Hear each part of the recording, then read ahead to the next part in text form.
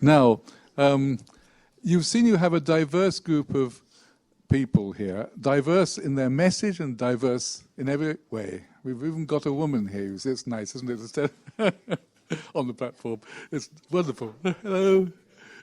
There's no question of equally balanced panel here, I'm afraid. Now, anybody got some questions or observations which they would like to make? I'm sure you've got something. Have you got any observations you'd like to exchange among yourselves? Yes, Dave is a wonderful person. I wanted to ask Damien, so our press team noticed the other day that PLOS has this, if you've seen the media coverage anywhere, let us know. I wanted to ask you about that because obviously I'm being lobbied to provide a similar thing, and I wondered what traction it's had, and if you do find things out with the usual feeds and stuff that where PLOS has been name checked. Yeah, not that much. No. Yeah, I can give you data. It's not that widely used. I mean, I use it a lot. Yeah. It's good for sort of people who are associated with PLOS who can quickly add links and so I mean it has its uses, but hasn't been very widely adopted. Yeah. So it's an editorial interface. You can put the link in yourself as a user. It doesn't go through a process. You've got that, people. Yeah, understand? Yeah. That's good. Now, while we're waiting for a question, look, we have another reliable questioner. See, I know who they are. Yes. Another one for Damien, actually. The media coverage that you show, do you know how that is being tracked? Is it through Altmetric or clippings or? It is through. I can't remember. It's essentially if anyone cites the DOI. So it's probably DOI based. Yeah. So the problem is that a lot of journalists don't cite DOI. So there is quite a lot of manual correction, which is why we have that link. There are lots of things that get missed, so it's not perfect. Oh, and it's also Google News tracking as well. So we actually do pick things out through keyword searches. But again, it's not perfect. Yeah. It was about the media coverage and what you list. Is it just a kind of hot list of 50 publications or something like that? No. It's from anywhere. It's right. We do actually divide it up into to news coverage and blog coverage. It's not really curated, so a lot of it is articles that are very critical of the paper. And again, that's we encourage that, and that's we find that useful. But it's fairly it's automatically generated where we can. So. And what do the authors think about that functionality? It's really popular. I mean, it's just I think people like getting news coverage, and so it's and to link it to the paper is something that publishers have been quite slow to do because it is such a sort of useful measure of the kind of broader impact of a paper. So it's been very popular. Okay, that's good.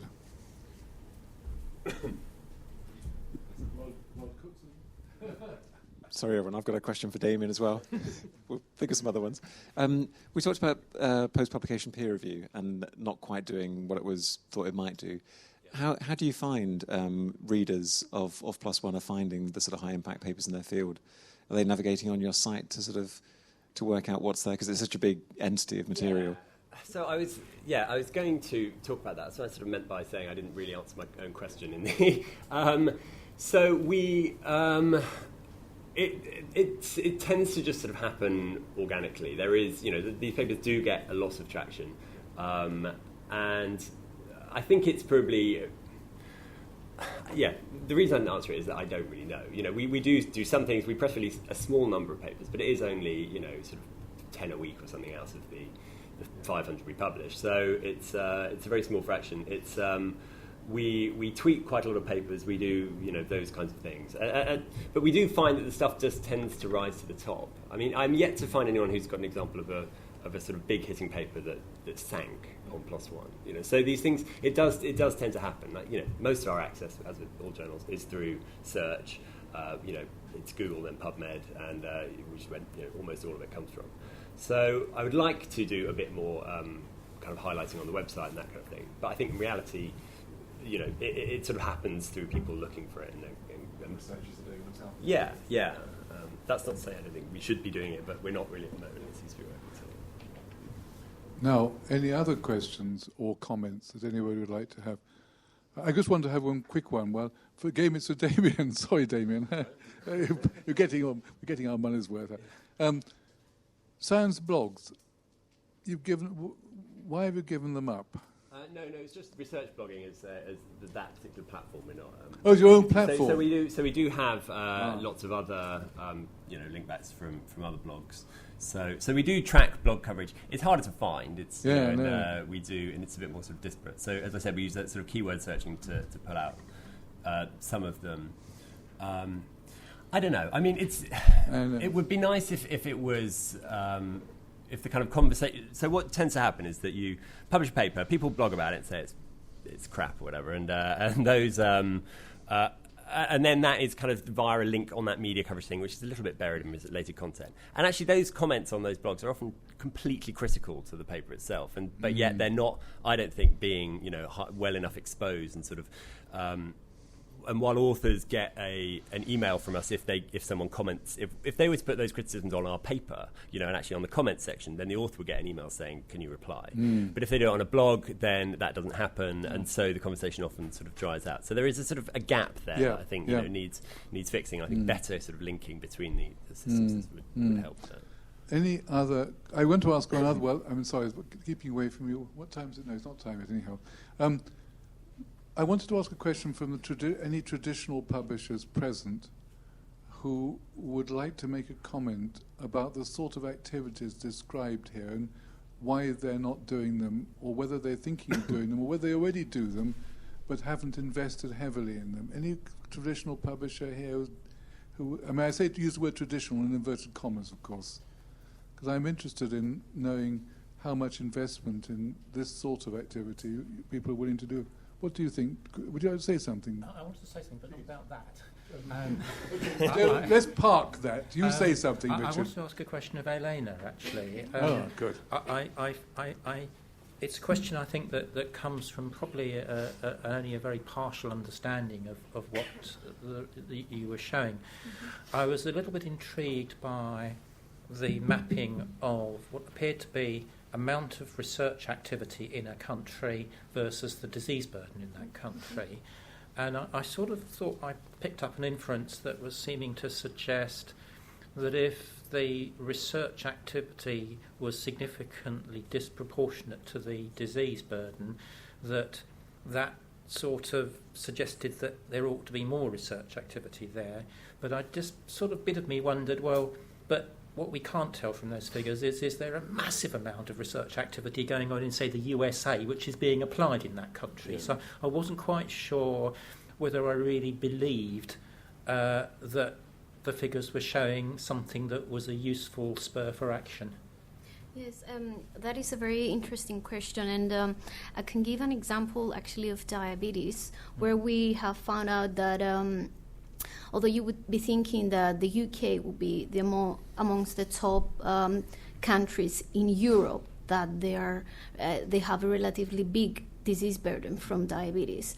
And it is true, but it's not in the top 10 list, at least, from the rest of the European countries. So although it is an actual problem, it looks like it is being handled within the clinic by the practitioners. So it looks like because there is such a great amount of research being conducted in diabetes, this is being managed in practice. So that would explain why the numbers are being driven, low compared to, I don't know if we look at them, let's say 10 or 20 years ago. But I don't think I can provide an actual answer as to... No, it seems to me that you could make a case for saying a particular country could sensibly develop an expertise in a particular medical area that would make it a sort of useful, impactful player for the world community, and that it might be better to say, let Denmark concentrate on diabetes and let Finland concentrate on cardiology. I think that, tell that to the research funders, right? Because one of the things that we will be discussing in Berlin, where hopefully we're going to have some European Commission political players coming to the seminar, is to make actual suggestions based on my data and also the data by my colleague Murshida Begum, who's involved in the funding sources of research. So it's just to see actually where where those money go, into which areas, and what countries are doing for those particular. I think it'd be very sad to sort of, if you've got a limited pot of research money, to divert it from something which you as a country are very good at to something that you might or might not be good at, but which another country is extremely good at and your country is benefiting from. Yes, that is so true. Yes, thank you. Any other questions or comments? I thought, there's a new one over there, so I'm going to move towards her. Here you are. Thank you.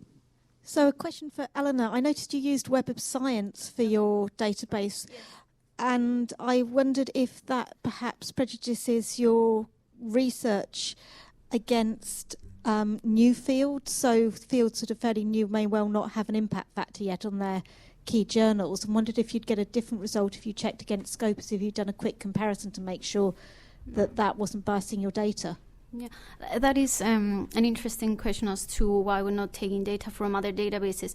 I think actually the Web of Science covers, quite a lot of journals, whether they have a good impact factor or a very low impact factor. But the idea and what we have found so far, both from newspaper stories and clinical guidelines, is that about 80% of the research that they're being cited can be found on the Web of Science. So it doesn't really matter which platform we use. For us, is as long as we have access to the data, that's what matters. Thank you.